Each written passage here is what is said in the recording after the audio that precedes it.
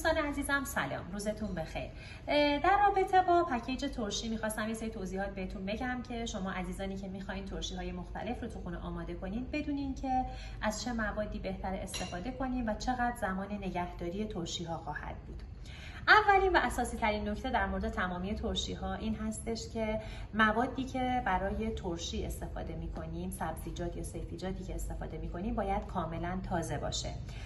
حالا اگر احیانا توی بعضی از موارد ما سبزی تازه‌ای رو نداشتیم میتونیم جایگزین اونم توی بعضی از موارد مثلا مثل نعنا از خشکش استفاده بکنیم، ولی پیشنهادم این هستش که هیچ وقت از سبزیجات منجمد برای درست کردن ترشی ها استفاده نکنید. یه نکته اساسی در مورد تمامی ترشی ها که باید بگم خدمتتون این هستش که سبزیجات و سیفیجات حتما باید بعد از اینکه شسته شد کاملا خشک باشه، چون اگر این سبزیجات یا سیفیجات خیس باشه و آب داخل ظرف ترشی ریخته بشه و این آب اگر نجوشیده باشه حتما کپک میزنه. شاید براتون اتفاق افتاده که ترشی تو خونه آماده کردین، از آب جوشیده یا از سرکه یا آب نمکی کاملا جوشیده شده استفاده کردید ولی کپک زده. تنها دلیلش این میتونه باشه که شما اون چیزهایی که داخل ظرف یا دبه ترشیتون ریختین احتمالاً خیس بوده، یا حتی اگر خود ظرفتون خیس باشه باعث میشه که ترشی کپک بزنه. بهترین جا برای نگه داشتن ترشی ها یه جای نسبتاً خنک هستش. مطمئناً برای درست کردن برای نگهداری ترشی ها ما نمیتونیم از یخچال استفاده کنیم، چون ظرفایی که ما در واقع داریم برای ترشی ظرفای بزرگی هستش، بنابراین داخل یخچال جا نمیشه. ولی پیشنهاد من این هستش که جای نسبتاً خنک مثل بالکن یا راه پله اگر جای خنکی داشتید این در واقع ترشی ها رو اونجا نگه دارید. و اما در رابطه با مایاتی که ما برای انواع ترشی ها استفاده می کنیم باید حتما آب اگر باشه به صورت جوشیده باشه.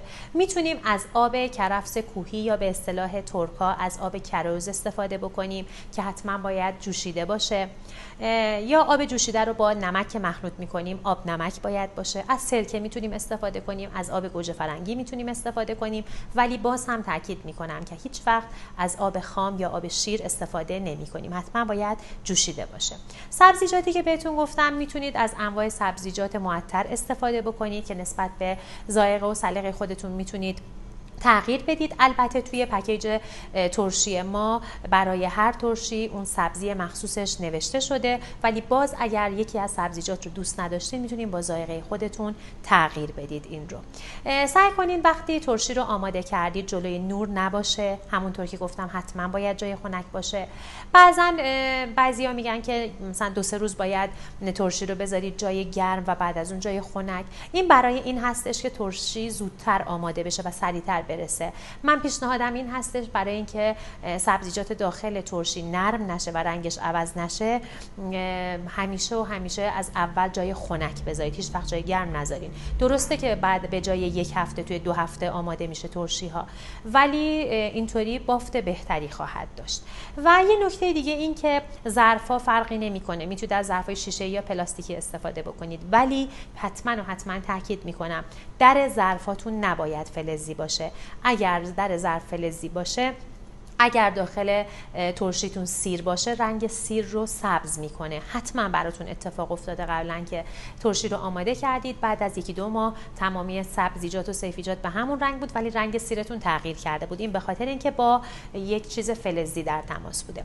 برای برداشتن ترشی از ظرف پیشنهادم این هستش که حتما از یک ملاقه یا یک قاشق که خشک هست استفاده بکنید. هیچ وقت از قاشقی که خیس هست استفاده نکنین، چون این هم ممکنه باعث کپک زدن ترشیتون بشه. و اما در رابطه با درست کردن آب نمک یا استفاده از نمک یه چیز کلی بهتون میگم، اونم این هستش که معمولا 18:1 هستش. یعنی اگر 18 پیمانه آب کروز یا کرفس کوهی یا اگر 18 پیمانه سرکه دارید استفاده میکنید به اندازه 1 پیمانه نمک بزنید. پس نمک نسبت به اون مایع 18:1 باید باشه. 18 پیمانه آب، 1 پیمانه نمک. حالا بعضیا دوست دارن که ترشیشون حالت شور داشته باشه که در این حالت پیشنهادم این هستش که 16:1 باشه. یعنی اگر 16 پیمانه آب جوشیده سرد شده داشتید از 1 پیمانه نمک استفاده بکنید.